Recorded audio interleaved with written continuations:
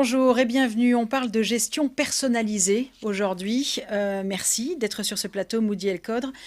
D'abord, ça s'adresse à qui, cette gestion personnalisée? Alors, la gestion personnalisée s'adresse avant tout aux clients qui, à partir d'1 million d'euros, veulent introduire dans leur gestion des exigences spécifiques. À titre d'exemple, on peut avoir quelqu'un qui travaille dans un secteur d'activité et qui veut justement se diversifier, ne veut pas investir dans ce secteur d'activité.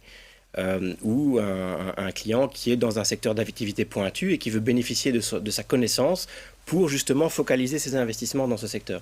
Donc ça, ce sont deux exemples de personnalisation qui sont évidemment plus faciles à implémenter quand on a la main en termes de gestion. Excellent. Et ça consiste en quoi exactement?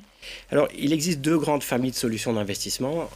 La première, c'est ce qu'on appelle la gestion centralisée, où le client est détenteur d'une part de SICAV, et là, c'est assez standard, on va dire.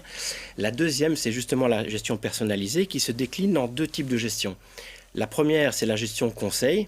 Gestion conseil, c'est le client qui a la main, c'est lui qui valide les transactions, donc on ne peut pas le faire sans avoir... Quelqu'un qui sait ce qu'il veut. Exactement, qui sait ce qu'il veut, mais qui veut être accompagné par un portfolio manager qui est sa personne attitrée pour la gestion.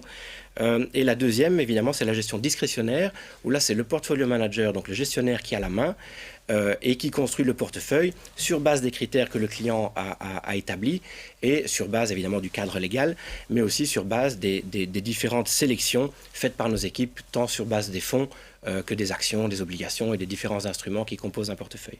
Et alors, pour terminer, Moody, quels sont les avantages de la gestion personnalisée? Je mettrai en avant trois avantages de la gestion personnalisée. Le premier, c'est la qualité de la relation privilégié que le gestionnaire entretient avec son client dans l'accompagnement et la construction de son portefeuille. C'est en quelque sorte un ancrage pour le client auprès d'ING. Le deuxième point, c'est la structure de frais. On a une structure de frais qui englobe tous les frais traditionnels et donc il y a une transparence totale par rapport à ce sujet. Et le troisième point, c'est ce qu'on appelle l'architecture ouverte.